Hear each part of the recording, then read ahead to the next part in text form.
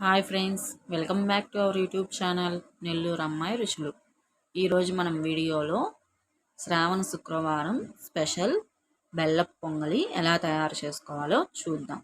దీనిని కొందరు పరమాన్నం అని కూడా అంటారు, అలాగే బెల్లపన్నం అని కూడా అంటారండి.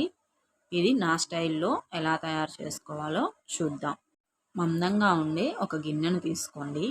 ఇందులోకి ఒక గ్లాసు బియ్యానికి ఒక గ్లాసు పప్పులు అనేవి యాడ్ చేసుకోవాలి. హాఫ్ గ్లాస్ పచ్చెనగపప్పు, హాఫ్ గ్లాస్ పెసరపప్పు తీసుకున్నాను. ఇప్పుడు ఇందులోకి వాటర్ని యాడ్ చేసుకొని 2 టైమ్స్ బాగా వాష్ చేసుకొని ఒక హాఫ్ అన్ అవర్ లేదా 1 అవర్ వరకు నానబెట్టుకోండి. ఇలా నానబెట్టుకున్న తర్వాత ఇప్పుడు ఇందులోకి ఒక గ్లాసు బియ్యానికి 2 గ్లాసులు పాలుని అలాగే 2 గ్లాసుల వరకు వాటర్ని యాడ్ చేసుకోండి. నేను ఇందులోకి పచ్చి పాలనే వాడుతున్నానండి. కొందరు కాగబెట్టిన పాలను కూడా వేసుకుంటారు, కానీ అవసరం లేదు. ఇలా ఉడకముందే మనం పచ్చి పాలని యాడ్ చేసుకొని ఉడకబెట్టుకుంటే చాలా టేస్టీగా వస్తుంది పొంగలి. పాలు అనేవి కూడా విరగవు. ఇప్పుడు మనం యాడ్ చేసుకున్న తర్వాత స్టవ్ వెలిగించుకొని స్టవ్ మీద పెట్టుకొని మూత పెట్టుకోండి.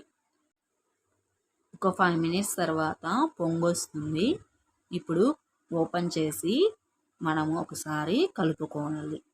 ఇలా కలుపుకున్న తర్వాత బాగా మెత్తగా అయిన తర్వాత ఇప్పుడు మనం ఒక గ్లాసు బియ్యానికి ఒక గ్లాసు బెల్లంని యాడ్ చేసుకోండి.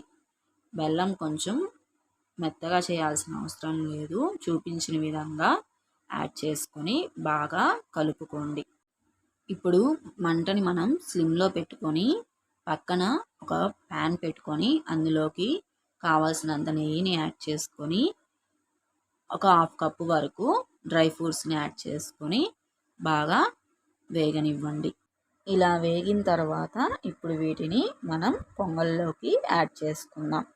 ఇలా పొంగల్లోకి యాడ్ చేసుకున్న తర్వాత ఒకసారి పొంగల్ని బాగా కలుపుకొని ఇప్పుడు ఇందులోకి కొంచెం నెయ్యిని యాడ్ చేసుకోండి.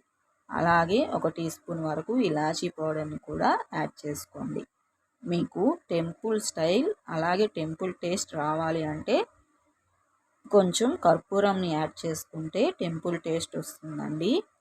ఈ పొంగలి 2 అవర్స్ తర్వాత కూడా గట్టిపడదండి, ఇలాగే ఉంటుంది. అంతే అండి, చాలా సింపుల్గా తక్కువ సమయంలో మనం అమ్మవారికి ఈ ప్రసాదం అయితే చేసి నైవేద్యంగా సమర్పించవచ్చు. మీరు కూడా ఈ శ్రావణ శుక్రవారాల్లో ఇది ఒకసారి ట్రై చేసి మీకు ఎలా వచ్చిందో నా కామెంట్ బాక్స్లో షేర్ చేయండి. అలాగే ఈ వీడియో కానీ మీకు నచ్చినట్లయితే లైక్ చేయండి, షేర్ చేయండి, సబ్స్క్రైబ్ చేసుకోవడం మర్చిపోకండి.